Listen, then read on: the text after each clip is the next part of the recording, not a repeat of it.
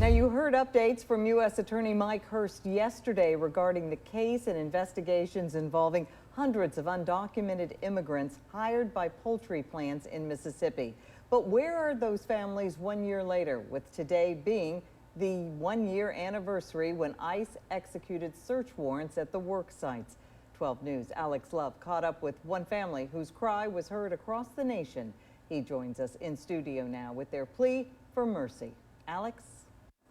On this very day 1 year ago, I had the privilege of meeting Magdalena Gomez outside of a gym in Forest, where she was taken briefly for food and shelter after her dad was arrested. Now she's pleading for other families to be released.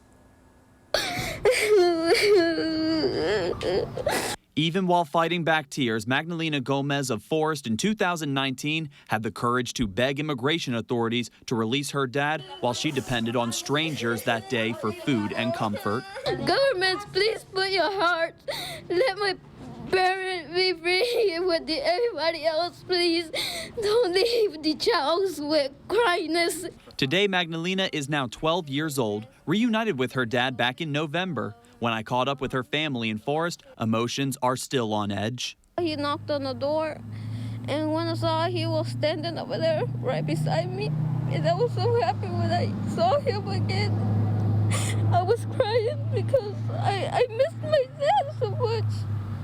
It was hard for me. She explained the tyranny her parents fled from Guatemala before she was born. Gomez is worried herself and 3 siblings will be put in that same danger if deported. It's a horrible life there, and there's like a lot of poorness there. People try to kill people or kidnap kids or families. I don't want that to happen to me or none of my sisters or brothers.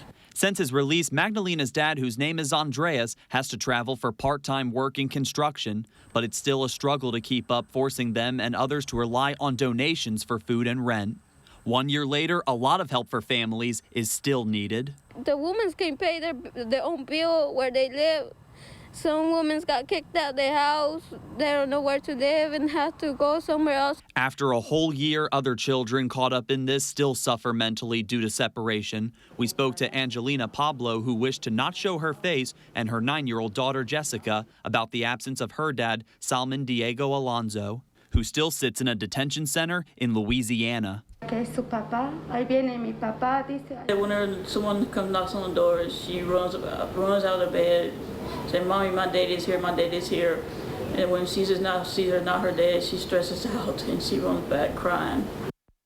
There are still ways you can help these kids and their families while they wait for what happens next. Trinity Missionary Church in Forest is accepting donations. You can mail yours to 430 Hillsborough Street, Forest, Mississippi. Again, that's 430 Hillsborough Street in Forest, Mississippi, or call El Pueblo Immigration Services at 601-564-7148. Again, 601-564-7148.